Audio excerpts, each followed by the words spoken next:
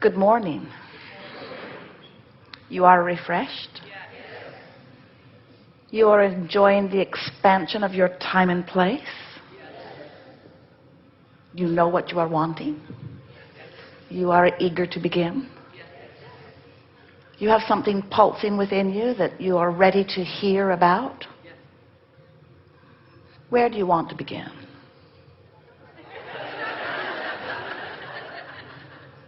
There are things. Begin right here. Yes. Hi, Abraham. I've been thinking about exercise. It seems to me that our mental, intellectual, human selves has evolved more quickly or beyond our physical bodies.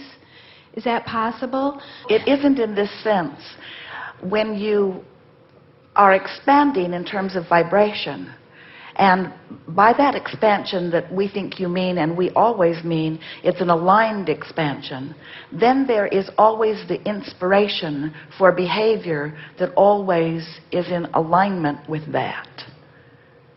So if you're tuned in, tapped in, turned on, which is what intellectual expansion must be as far as we are concerned, then everything else that would enhance that beingness would follow.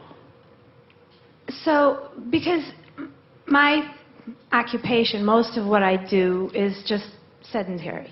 By nature, I'm not a sedentary person. I feel like I have a lot of energy and I always want to be moving, and yet I spend hours sitting in front of a computer. So, and I'm thinking, but there was a time when our physical bodies didn't sit in front of computers, and we had to do more physical activity just to live. And so it seemed to me that that's more in tune with the way our bodies are engineered. But think about the limitation that you are arguing for here. In other words, your body is a cellular community, and those cells don't need you to be on a bicycle.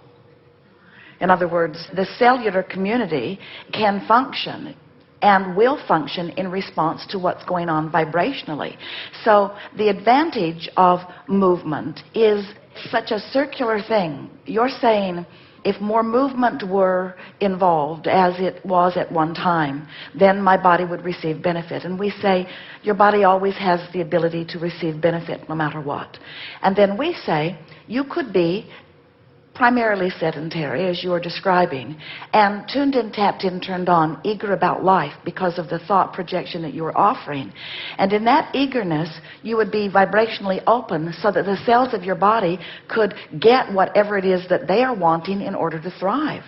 What you're forgetting in this conversation, and we know you know it and we'll remember it as we speak about it, is that in the same way that you are a consciousness, you have trillions of cells who are also consciousness, who are getting what they want and need through the framework of the vibrational attitude or mood or personality that you have set. So if you can deal with yourself in an emotional way so that you're feeling good, which means your passageways are all open, we promise you the cells of your body will get what they want. Now, having said that, imagine a cellular community who is active about what they want. You would begin to feel yourself stimulated and eager about movement, finding yourself offering more movement even in your sedentary environment. As Esther sat, they've been walking every day in the campgrounds, and they've not been doing as much walking even since they've been on the ship. So when Esther sat to meditate today, she felt her body moving during meditation in ways that it has not moved before, because the cells of her body were asking for movement that in her absence of any resistance, she translated their request and had a total workout sitting in a chair with her feet up. You see, when you allow your cells to do their work, and the way you do that is by being in a good mood or attitude, then your body thrives.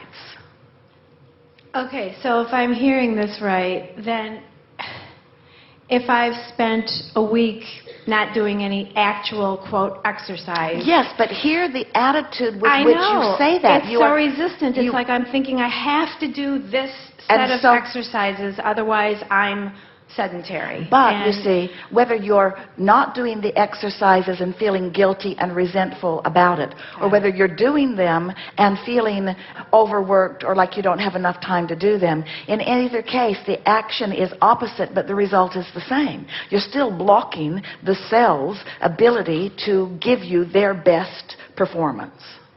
Everything is attitude, mental, mood first, and then follow through with anything that is inspired.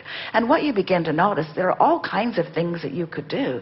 In other words, you don't need to run the marathon while you're sitting at your computer, but there are all kinds of things that you could do while things are loading, while you're taking a break. In other words, you could be much more active, but in that attitude, you never figure out how to do any of that. There are different environments. In the bus, Esther has a very tall desk, a very large, beautiful desk in the bedroom of the bus. And it's configured so because when the walls come in so that they can drive, the bed actually puts itself away under this desk. And file cabinets move back and the desk moves under, so the desk is quite tall in order to accommodate all of that. And as a result, she has a very tall chair that has a footrest on it, and so she can be close to standing all of the time. She said it is the most comfortable chair she's ever been in, because whether she's sitting or standing or sitting or standing, it doesn't make much difference because her desk is tall. And now she finds herself much more active. Her body feels much more flexible. Sometimes she will stand and edit a tape for an hour and not even realize she's been standing because she's comfortable about where she is. There are all kinds of things that begin to occur to you. There is no situation that you want to accommodate that you cannot accommodate in pure alignment and joy. Not one. But there are a lot of people looking for a lot of reasons to explain why things aren't the way they want them to be. And that's what we call arguing for your limitations.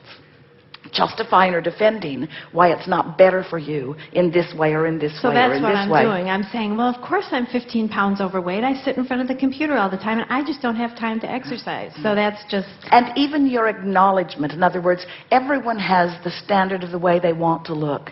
And until you make peace with what is, in other words, there are many who look at Esther, they get letters all the time. If Esther is a deliberate creator, why is she not the perfect body weight? And she is. What we would like to say to all of them is, you don't get to choose for her. In other words, you get to choose for you, but you don't get to choose for her, you see. Right. A lot of people spend so much time choosing the inappropriateness of the way other people look or what their body weight is, that they use other people's fatness as their excuse to not allow their energy to flow. It's such an interesting thing. There are a lot of people who are actually at their perfect ideal body weight who don't allow themselves to thrive because they're worried about somebody else who isn't there, you see. And so you just have to get your nose out of everybody else's business and focus upon your own thriving. And we hear you doing that on all topics all the time. We always enjoy visiting with you because you are fine-tuning and you are forthright in what you are thinking about. In other words, you're not pretending something is different than it is for you, which means your feelings are real, which means you can do something about them. Always striving for a better place. It's good. Thank you. Thank you very much.